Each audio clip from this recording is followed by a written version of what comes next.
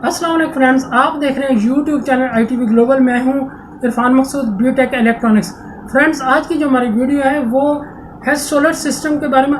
3 phase on grid solar system, ये काम कैसे करता है और ये इसके कनेक्शंस कैसे किए जाते हैं। सबसे पहले तो ये आपको वजाहत करनी है कि ये काम कैसे किया जाता है।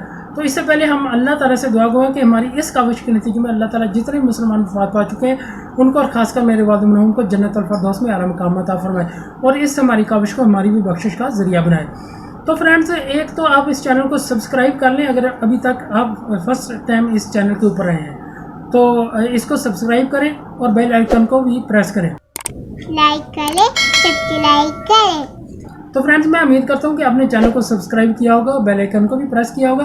तो वीडियो शुरू करते हैं। वीडियो ये है कि आपके जो क्वेश्चंस हैं उनके आंसर हैं या आपकी क्यूरीज हैं उनके आंसर है। तो आज ये पहली वीडियो है इस सिलसिले में कि आपके जो क्यूरीज हैं मोस्टली आस्क्ड क्वेश्चंस हैं, जो आपकी जो ज़्यादातर क्यूरीज है जो व्हाट्सएप पे फेसबुक पे ज़्यादातर लोग पूछते हैं ग्रुप्स में। तो सबसे पहला सवाल है कि ये ऑन ग्रिड सोलर सिस्टम कैसे काम करता है। जैसे बहुत से लोगों के जहन में ये बात है कि सोलर सिस्टम हमने जो इन्वर्टर लगाया है उससे जो बिजली बनती है वो पहले वापडा को जाती है, फिर हम घर में इस्तेमाल करते हैं। तो एक तो इसको अंडरस्टैंड कर लें कि ये ऐसा नहीं है। ये आप जो बिजली है ये पहले वापडा को नहीं जाती बल्कि ये इन्वर्टर से बिजली बनाती है और वहाँ से हम ये कनेक्शन लेकर घर को दे देते हैं, और जो एक्स्ट्रा बिजली होती है आपके घर से में जो कंज्यूम हो जाती है वो वापडा को जाती है। एक तो ये इस तरह काम करता है कि इसको सोलर पावर मिलती है, सोलर पैनल से डीसी पावर मिलती है, वो उसको एसी में कन्वर्ट करता है और ये वो ग्रिड में आपका जो मीटर लगा उसमें चली जाती है। मीटर बाई डायरेक्शन होता है, वो बिजली लेता भी और वापस भी करता है, तो दोनों तरफ करता है। लेकिन आपने देखा होगा कि बहुत से लोगों का क्वेश्चन है कि आपके दिन में 60 या 70 यूनिट बने हैं लेकिन मीटर के ऊपर एक्सपोर्ट हुए 40 या 45 या जितने भी है। तो उसका ये मसला था कि उससे पहले जो यूनिट है आपने घर में कंज्यूम कर लिए होते हैं। फर्ज करो 5-10 जितने भी आपके घर में कंज्यूम हुए तो वो यूनिट निकाल कर आपके वापडा को जो मीटर है वो बताता है जो वापडा को जाते हैं। जो आपका इन्वर्टर बनाता है वो हमेशा ही ज़्यादा होते हैं, जो मीटर बताता है वो हमेशा ही कम होते हैं। हाँ बिल्कुल, अगर आपने घर में इस्तेमाल नहीं की तो ये बेसिकली ये इसको ऑन ग्रिड क्यों कहते हैं। ऑन ग्रिड इसीलिए कहते हैं कि ये ग्रिड ऑन होगा तो ही ये काम करेगा। इसको आप ऐसे कह लें, समझने के लिए आसानी कर लें कि ग्रिड ऑन होगा तो ये काम करेगा, नहीं तो ये काम नहीं करेगा, ये ऑफ रहेगा। अब इसका 3 फेज है तो तीनों फेज जो है इसके आने चाहिए। तीनों फेज अगर 3 फेज है, तीनों फेज में से एक फेज भी अगर नहीं आएगा तो ये काम नहीं करेगा। एक आपका एक मतलब मसला हल हो गया। दूसरा कि 2 फेज आ रहे हैं एक नहीं आ रहा तो भी नहीं करेगा, तो ये बिजली लेता नहीं है बिल्कुल भी। आप ये कह लें कि बिल्कुल एक नॉमिनल सी है, ये सिर्फ सेंस करता है। ये सेंस करता है कि इसको बिजली इसके साथ कनेक्ट है और तीनों फेज कनेक्ट हैं कि नहीं।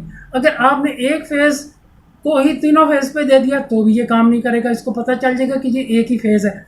इसी तरह अगर आपके 2 फेज आ रहे हैं, आपने तीसरा भी, जैसे घरों में या डीबी में बहुत सी सोसाइटीज़ में ऐसे हैं कि वो 3 फेज मीटर लगे होते हैं लेकिन वो फेज़ एक नहीं आ रहा, तो वो एक ही फेज़ दूसरे में भी देते हैं। घर की चीज़ें तो आपकी सिंगल फेज़ पे चलती हैं तो वो तो चल जाती है, वो चल भी जाता है। लेकिन ये 3 फेज़ इन्वर्टर जो होता है ये बेसिकली इसके एक एक फेज़ को सेंस कर रहा होता है, तो इसका एक एक फेज़ अलग से आना चाहिए। तो अगर एक भी फेज़ नहीं आएगा तो ये काम नहीं करेगा। अब ये बात होगी। अब दूसरी बात आ गई कि इसके कनेक्शंस कैसे किए जाते हैं। पहले तो डीसी के इसमें 10 किलोवाट से ही मोस्टली शुरू होते हैं जो 3 फेज ऑन ग्रिड है। तो 10 किलोवाट की 2 स्ट्रिंग इसके ऊपर बनी होती हैं। आप इसके ऊपर तकरीबन 15 किलोवाट तक इसकी डीसी पावर इसको दे सकते हैं। तो 2 स्ट्रिंग बनाने आप तकरीबन अगर 550 वाट का एक पैनल है तो मेरे ख्याल में ये कोई 25-26 पैनल इसके ऊपर लग जाएंगे, तो 13 की स्ट्रिंग बना सकते हैं। और दूसरा, अगर आपने स्ट्रिंग इसकी ये जान लें कि अगर 20 पैनल है, एक मिसाल दे रहा हूँ, तो एक स्ट्रिंग के ऊपर मैक्सिमम पैनल जितने लग सकते हैं उतने लगाएं। इसके ऊपर मैंने एक ग्रो वाट जो है इसकी पूरी एक वीडियो बनाई है, इसका पूरा एनालिसिस के कौन से पैनल कितने लग सकते हैं, इसकी सारी वो आप वीडियो जाके देख सकते हैं। तो ये चीज़ आपको समझ आ गई कि एक स्ट्रिंग आपने ज़्यादा बनानी, फर्ज करो 20 पैनल, एक मैं मिसाल दे रहा हूँ, तो एक 12 की बनाएं, एक 8 की बनाएं। वो इसलिए कि यूँ ही इसके जो ये कहने के वोल्टेज जो इसके ऑन होने के वोल्टेज या डीसी इसको ऑन होने के लिए चाहिए वो 140 तकरीबन ग्रो वाट के 140 वोल्ट होते हैं। तो तो जो ही आपका सूरज निकलेगा, जो ही 140 वोल्ट बनेंगे तो आपका सिस्टम ऑन हो जाएगा। तो अगर आपके फ़र्ज़ करो आपने 12 नहीं है, एक मिसाल है कि अगर 10-10 पैनल रखे हुए हैं तो वो आपको कंपैरेटिवली 10-15 मिनट 20 मिनट हो सकता है लेट ऑन हो, क्योंकि सूरज निकलेगा एकदम उसके एम्पेयर और वोल्ट ये जब उसकी लिमिट पे आएंगे तो ऑन होगा सिस्टम। और इसी तरह जब सूरज ग्रूव होगा तो अगर एक आपकी स्ट्रिंग ज़्यादा की बनी होगी तो उसको वो ज़्यादातर ऑन रहेगा। तो ये चीज़ हो गई।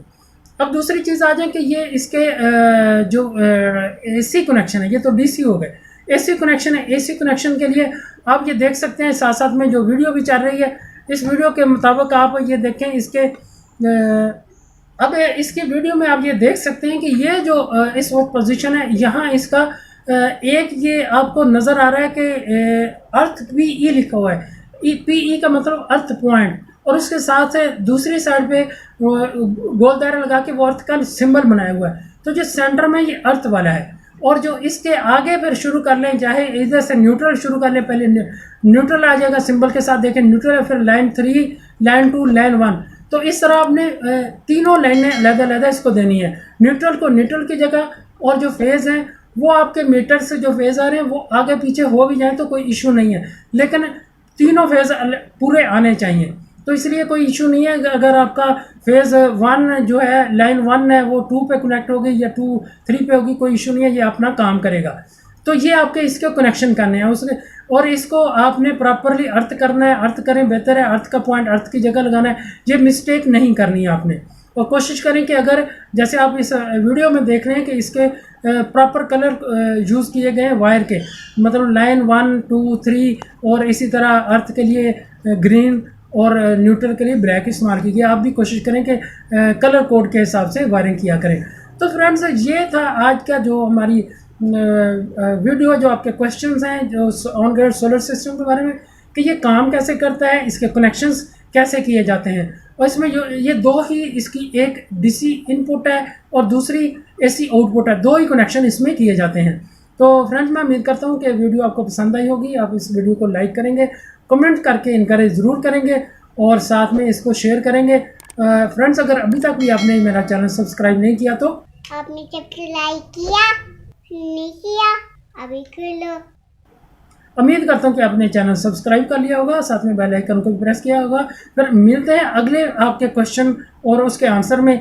आप कमेंट करके जो जानना चाहते हैं वो इस वीडियो के एंड पे कमेंट कर सकते हैं। अगर आप इंस्टॉलेशन करवाना चाहते हैं सोलर सिस्टम की, तो रावलपिंडी, इस्लामाबाद में या इसके नज़दीक तरीन एरियाज़ में, तो ये हमारा व्हाट्सएप नंबर है। आप अपना व्हाट्सएप करें, फिर उसके ऊपर आप इंस्टॉलेशन हम आपको करके दे सकते हैं।